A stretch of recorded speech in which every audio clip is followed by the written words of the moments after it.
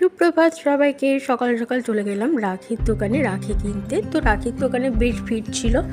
তারপরে বাড়ি ফিরে দাদা যেহেতু ভিডিও করছিল ওকে একটু হেল্প করে দিচ্ছিলাম ছাদে রোদের মধ্যেও, দেখো কীভাবে বসে আছে।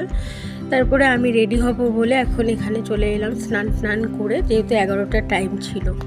জানো তো আমি রাখির ঠিক 5-6 দিন আগে কিংবা 1 মাস আগে থেকে দাদার কানে বা ভাইয়ের কানে বলতে থাকি যে আমার এইটা চাই, আমার ওটা চাই, আমার ওটা চাই, তো ওরা যাতে আমাকে দেয়। তো যাই হোক, তোমরা কে এরকম করো আমাকে একটু জানাতে পারো। আমি তো এরকমই করি। প্রত্যেকবার দাদাকে ভাইকে আমি গিফট দিই, কিন্তু ওরা আমাকে গিফট দেয় না, হয় একটা চকলেট দেয়, পরে সেই চকলেটটা আবার নিজেরাই খেয়ে নেয়। তো এইবারও দাদাকে ভাইকে একটা রূপোর ব্রেসলেট দিয়েছিলাম, আর ভাইকে একটা ব্যাগ দিয়েছিলাম। তো আরেকটা ভাই ছিল তাকে, আর ওদেরকে ব্রেসলেট দিয়েছি। আমি দেখো এখানে সমস্ত জোগাড় যন্ত্র রেডি হয়ে গেছে, এখানে পণ্যা রাখিগুলোকে সাজাচ্ছিল। তারপরে আমি রেডি হয়ে গেছি, আমি রেডি হয়ে এখানে সবাইকে দেখাচ্ছিলাম। ভাই ওখানে বসে আছে, বোনরা এবার আমার যে মেজো বোন, তো সে এখানে রাখি পরাচ্ছে। যাই হোক, ভাইদের আশীর্বাদ করে তারপরে রাখি পরাচ্ছে।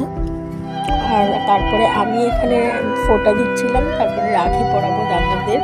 আর এই মাঝেরটা হচ্ছে আমার দাদা, তার পাশেরটা হচ্ছে ভাই সাদা রঙের জামা পরাটা, আর এটা হচ্ছে আমার স্টুডেন্ট। ওকে জন্য তো আমরা কিনেছি, এরকম একটা আমাদের এখানে একটা নিয়ম আছে, তো সেইটা আমি জানি না তোমাদের ওখানে আছে কিনা। তো সেরকম এটা